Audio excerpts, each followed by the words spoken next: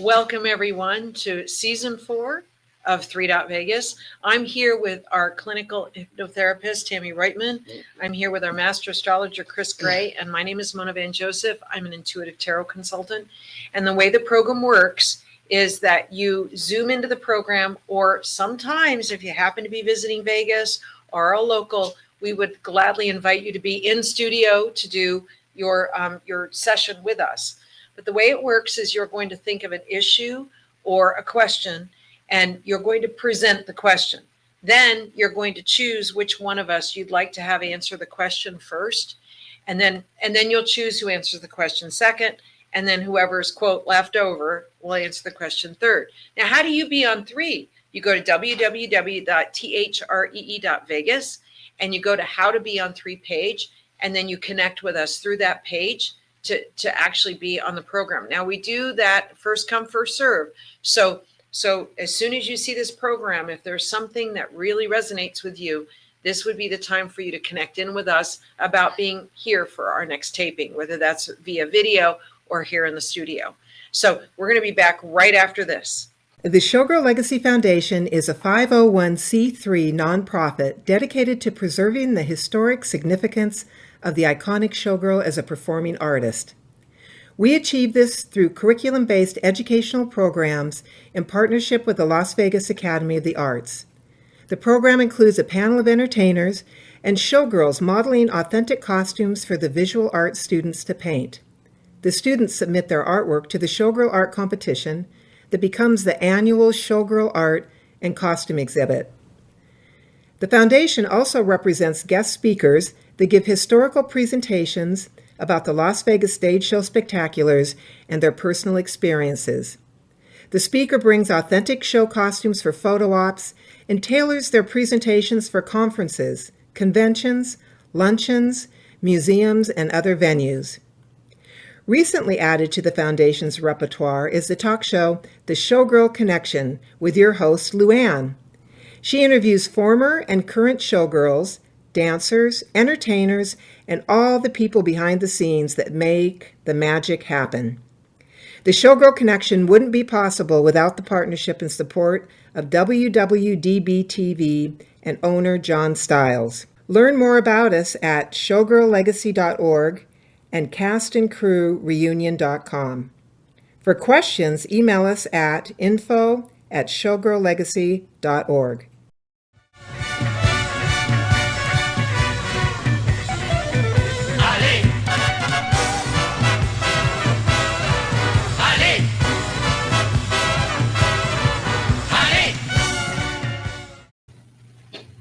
Welcome back. We have Diane in our green room. Hello, Diane. Welcome to the program. Hi, lady. How are you all? Nice to see you. I'm so happy that you were able to be a part of our program today. So the way this is going to work is that you present your issue, and then you choose which one of us, either Tammie, Kris, or myself, to answer your question first. Okay. So let us know, what is your issue or question? My question for you today is, what is going to happen with my new book? Oh, fantastic. Oh, that gives me a thrill just by you asking that question. All right. Who would you like to have answer the question first? Well, I've decided to have Tammie answer first intuitively. Okay. If you're ready. Yeah. Thank you, Diane. I am grateful to be in service to you. And what I can tell you is what was kind of coming to me when I saw your energy. And you have been given many amazing experiences to gather knowledge. You have a lot of knowledge. And I have gotten the sense that you haven't shared it. But now hearing that you're doing a book, I think you're taking that knowledge and you're getting it out to people. And now is the time to do that. And I think the book is going to probably be more successful than you even realize that it's going to be.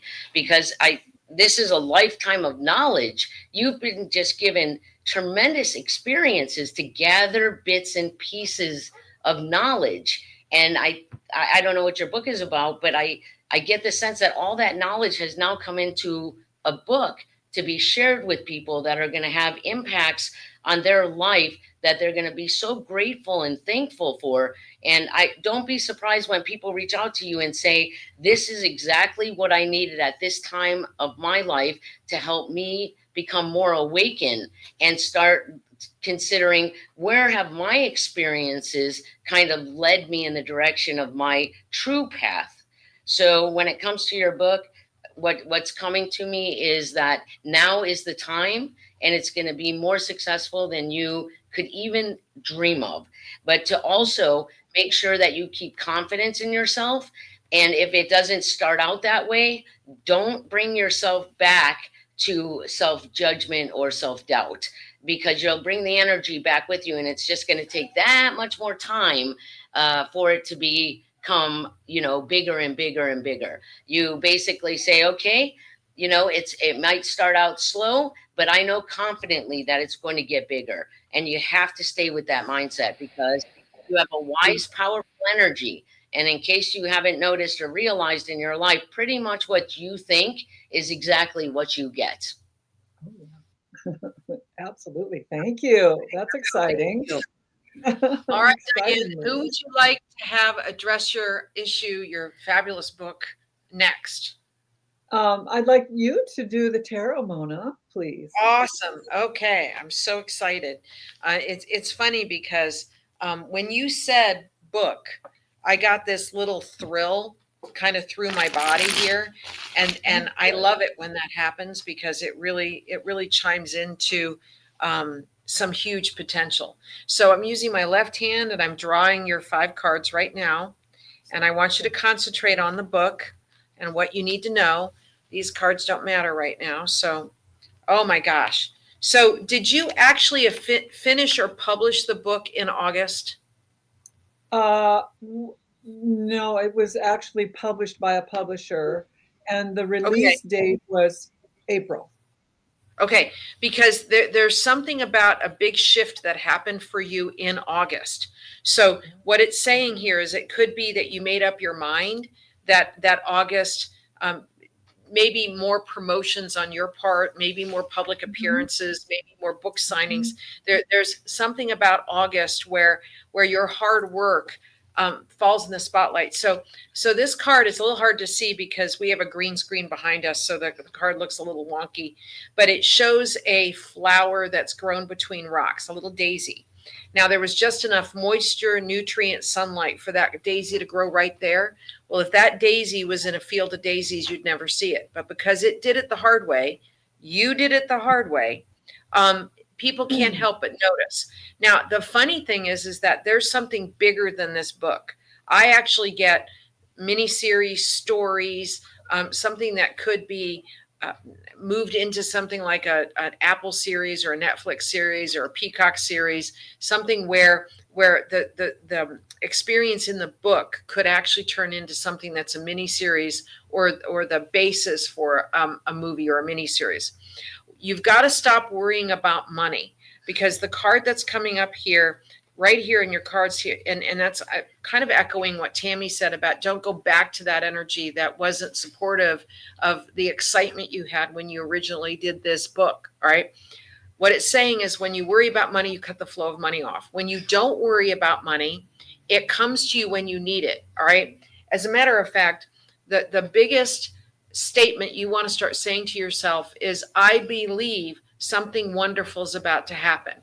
And when you might see that your mind might be going down the rabbit hole into the opposite of that, you basically keep saying to yourself, I believe something wonderful is about to happen.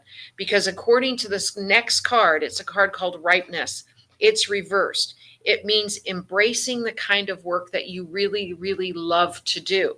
So if this work is all about promoting your new creative adventure, then now you start making phone calls to people that you might not have made phone calls to. That it could be that local news stations, it could be the big news stations, it could be that you reach out to Good Morning America and say, hey, here's a complimentary copy or a complimentary download of my book and about the adventures. The card that's called Mind is this one. Now, if you look at this card, it looks like a face that's got a bunch of gears and a bunch of crap going on in the head. Now, the benefit of this, the benefit of you, is that you're talented at a lot of things. The downside of being talented at a lot of things is that you need to cull away everything that's a distraction and focus on one thing at a time. When you focus on one thing at a time, you are absolutely brilliant. But then I got to talk about this other card here that's coming up that I'm putting kind of front and center. The key word on that card is abundance. All right.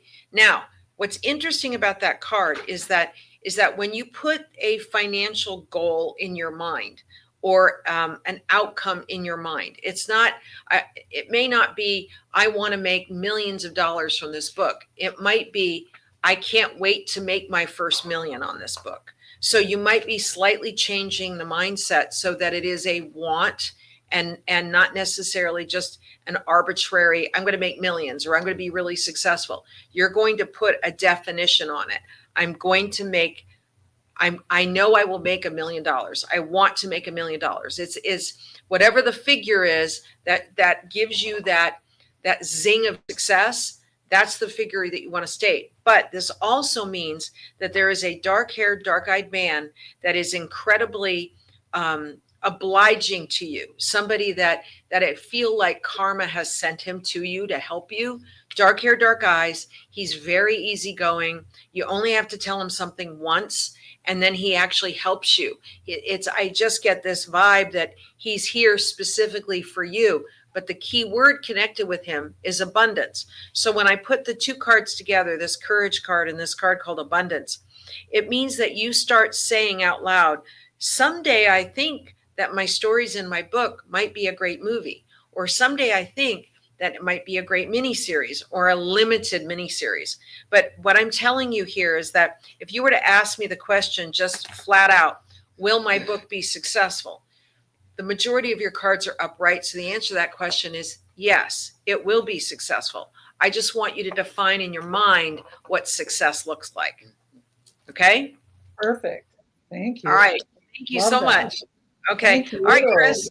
It's all about you, Kris. baby. Kris, I didn't want you to feel last, but I do astrology, so that wasn't my first pick, but I'm very excited. Okay, great. Oh, awesome. A different perspective. Yeah, I love this.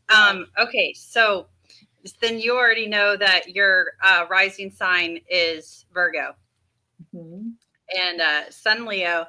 So I want to touch on the eclipses because they have been making major moves in your chart over the last about 2.5, 3 years. And so you went through the Libra Aries, which just wrapped up. That for you was a little bit about, money and resources, but it was mostly about yourself, your direction, your life path, your identity, and then how you relate to other people. And so there's a lot of transformation that took place between the way that you want to live your life and then also how that plays in with your relationships and the people and the give and take and balancing those relationships. You have a lot of Libra in your chart. So there's a lot of balance that it's necessary in your relationships. So that recent transformation is very helpful in that.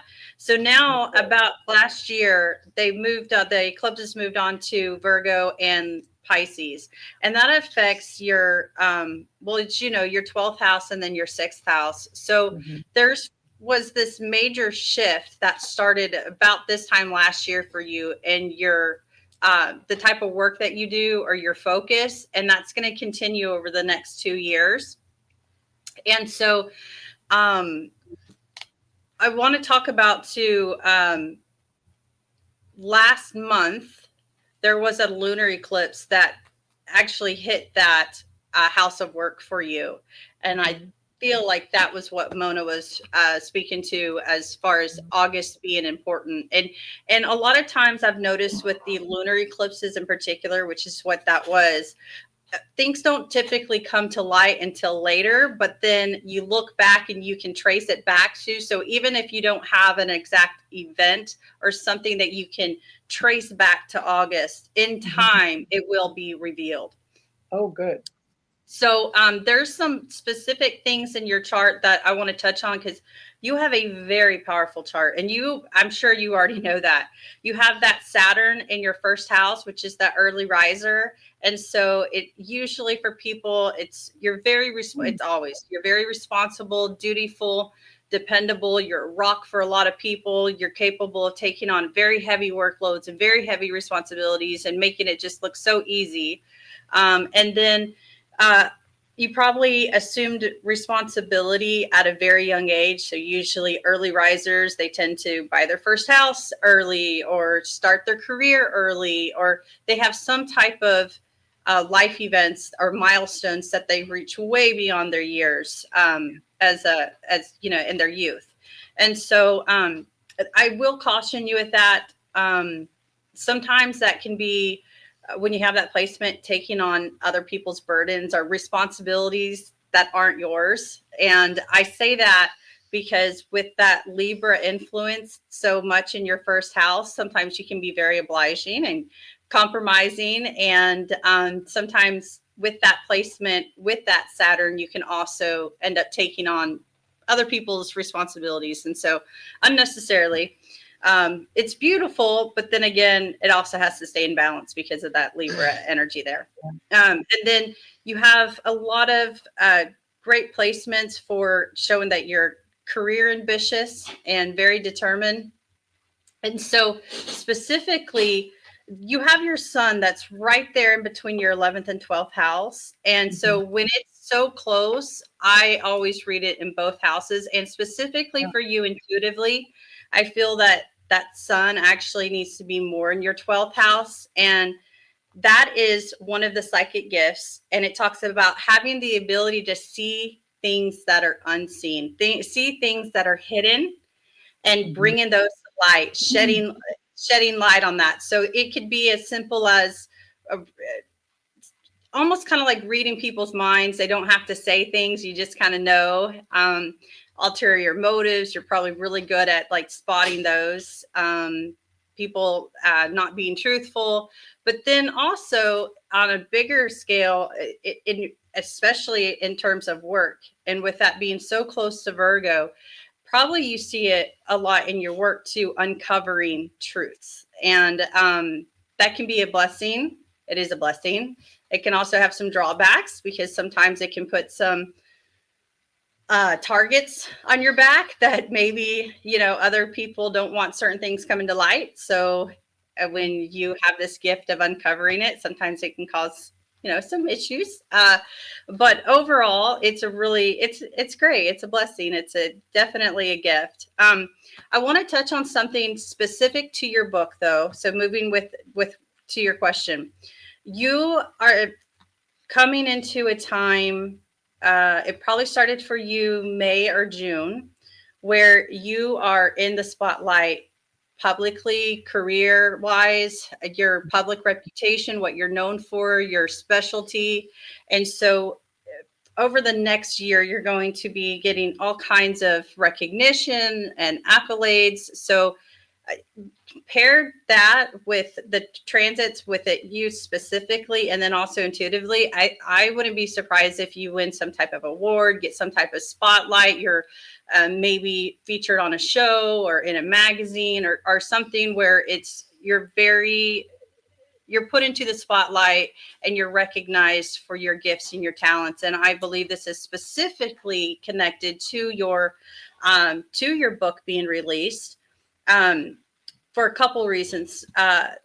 You have your par of fortune in your 9th house, and your 9th house is actually ruled by a Gemini. So that Mercury energy, which I feel like maybe your book maybe has something to do with philosophy or religion or beliefs or something like that, or opening your mind, broader perspective. And so if it is, you're stepping into your par of fortune, which is basically unlocking your abundance. So that speaks back to Mona's thing. So I actually believe that this is over the next 2-3 years, you're going to just see this growing and growing and growing. Lots of accolades, very successful, and a lot of abundance coming your way. Ooh. That's pretty good. Okay, so Tammie can't wait to jump in because something else has intuitively occurred to her. Okay. So go, girl. Yeah, it comes. The man that Mona's talking about, he will help you bring that book to a bestseller, and I think that's what is on the table. However, there's a fear within you that you're going to have to go in and resolve, and you're going to have to remember who and what you actually are, and remind yourself that your journey is exactly as it should be, and not to question it. And so I'm going to give you an idea to spend just 10 minutes a day. Close your eyes, see your breath move into the third eye region, and draw it down to the heart, because your heart needs to open up a lot more. And this fear that you're holding on to, whether you're aware of it or you're not, it's stopping the heart from opening, and therefore it's slowing down your progress. So the quicker you can go in to identify the fear and remind yourself, I am an energy having a journey, and my purpose here is to awaken, which you probably already know. And so you don't question that at all. And if you question this book being about money, you're going to slow yourself down. It has nothing to do with money. The money will come. This has to do with what you signed up here to do, which is awaken people. And you're part of a group of us that this is our job, because why else would we choose to be on the earth at this particular time in such craziness, if it wasn't to do that? And so stay strong on that. This is my job here. This is what I decided before I even came here that I was going to do. And my life has given me all these experiences to do it. That's what we forget, is everything that's happening to us, they're stepping stones to get us to where we're supposed to be, the ultimate, and your ultimate is you're an awakener. That's what you do. Right. So, but we drag our own baggage with us as well, because we're having this human experience. We can't help it. So it's important for you to remind yourself who and what you are. And this little journey that we're having on this earth is like a speck of sand on a beach. Yeah. I want to know what your book's about. So tell me what your book's about. Tell me how people can find your book. Tell us the title. Tell us about. We want to know. And now that we've kind of jumped in and given you our 2 cents, or our 3 cents in this case. I was going to say 3 cents. Or 3 cents. I know, but there are 3 of us, and we all have senses. So maybe 4 cents because you're in here too. So maybe 5 cents because we have our caller. Maybe right. 3 6 cents. maybe an unlimited sense. All right, tell us everything about your book.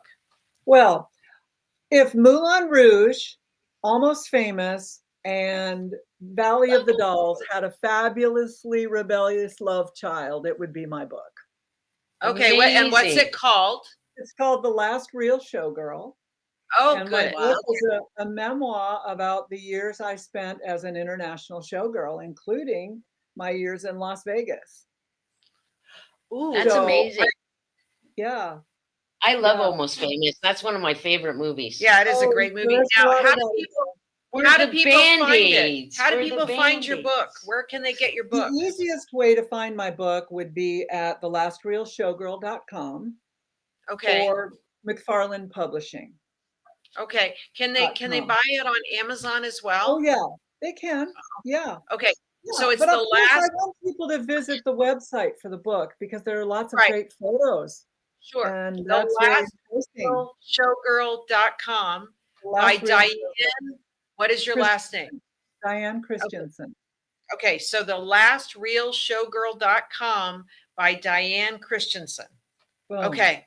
I just heard this book in the last couple of weeks. I can't remember if it was a client that brought it up. Someone brought it up to me. Oh, how weird. Yeah. Oh, wow. So do you uncover truths or reveal secrets in your book? Oh, yeah. Is there tittillating things? Let me tell you this, Kris. I had 130,000 words when my agent presented it to publishers. And the one that we went with, there were 2 offers in the first 3 weeks. She pitched. The company I went with, McFarland, insisted I take out 30,000 words because apparently, according to them, a good memoir should be between 60,000 and 100,000 words. So I took out 30,000 words, and in those 30,000 words were the really juicy tell-all stories. In fact, my original subtitle was, it was The Last Real Showgirl, a show and tell all, but they made sure that it was, they're very risk averse. So they wanted to make sure that there wasn't anything in there that could get them sued. Okay. So Maybe you I took out, or I scaled back a lot of the stories. I changed a lot of names.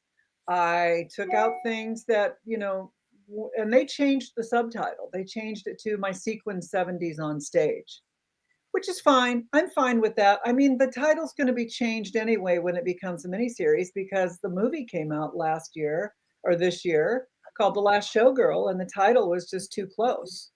So it did give me traction though. So books started selling.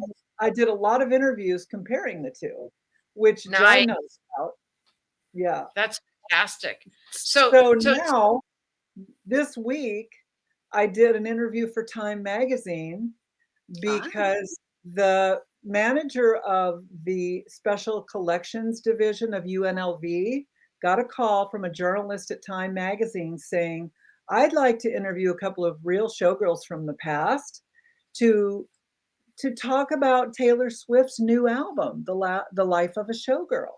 And we want them to respond to not only the album itself and the music, but also share their experiences. So I did an interview this week. It's a 2-part interview with Time magazine that'll be coming out very soon. That's not going to either. That's going to create some traction too, I'm pretty sure. So awesome. In August, I have to tell you guys this. This is because you were so spot on, all three of you. In August, my manager came to me and she said, I want to not only represent you as a literary manager, but I want you to go to our division that can represent you in the entertainment. And the owner of that company in New York called me and said, let's take a meeting. I want to represent you and I want to pitch your book to sell the dramatic rights to TV, because we're shooting for a miniseries and I own the dramatic rights. I contracted that in when I signed with my publisher. So yes, we are on the path, and we signed a contract in August, and she is now pitching the book to a dozen top television producers and showrunners, including Shonda Rhimes. Amazing. Wow. Wow. Wow. I mean, that's like pitching it to God, right? So here's my thought. Pitching it to God. I'm still getting this dark-haired man that actually really picks up the football and runs with it. So I'm just saying, you know. I know who so it is. yeah. I know who it is. Something else? Oh, I thought you had something else. Oh, I know yes. exactly who that is. Okay. So I don't know what it would be called or whatever. But maybe you could have like an uncensored version where it's all about the secrets, you know, the secret stuff that was taken out. Hey, yeah. Listen, when somebody picks up, you can limited series, I can show them the whole book. I mean, that's juicy stuff, because I have stories about a lot of celebrities in there. I'm sure you do. If they're worried about being sued, you might want to consider, in your very creative and unlimited mind that you have, to use animals in the book instead of people. Oh, that's funny. That's funny. Yeah. And also, I wanted to let you know that throughout the book, because my career started at 17, I auditioned for the Rockettes at 17.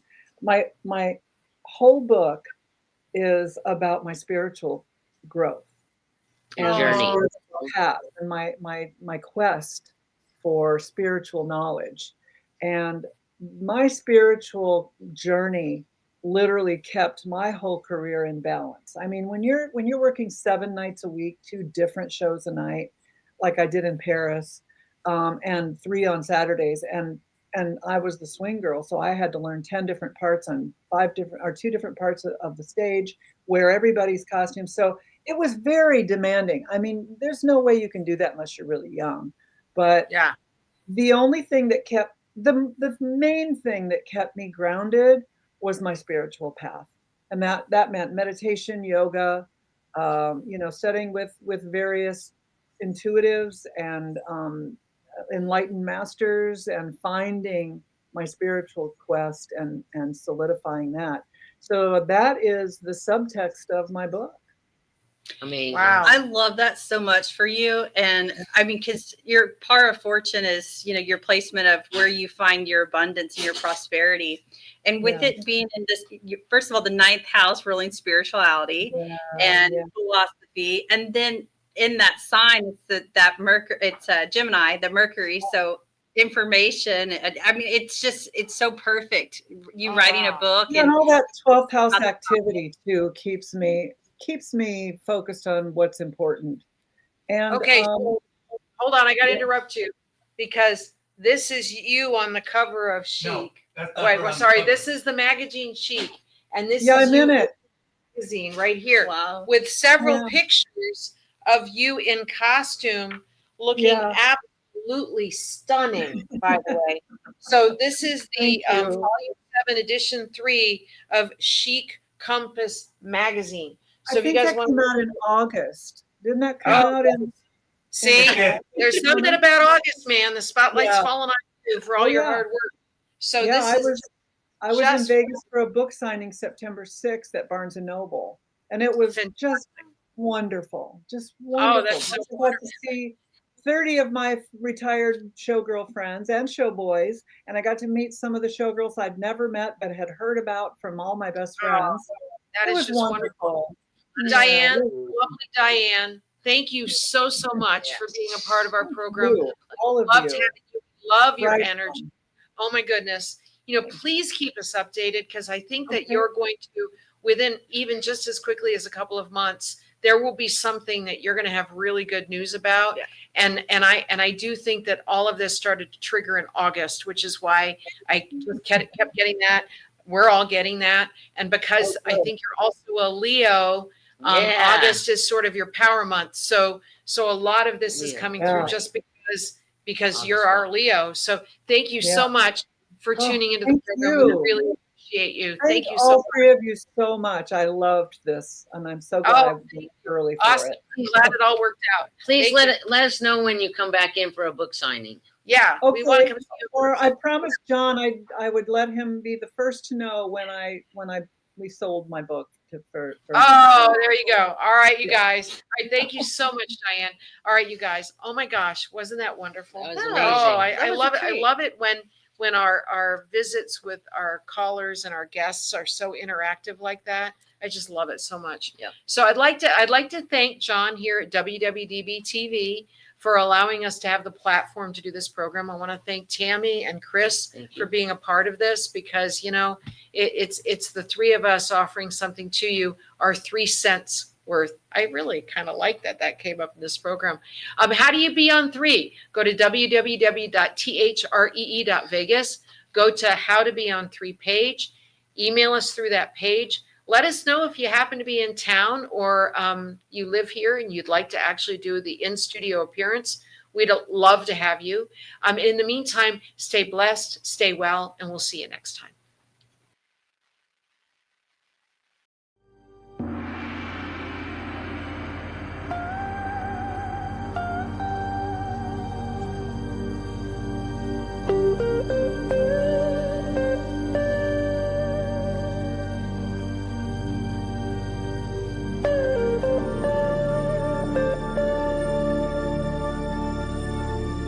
The cast members of 3 are not professional attorneys, CPAs, psychologists, marriage counselors, physicians, or financial advisors.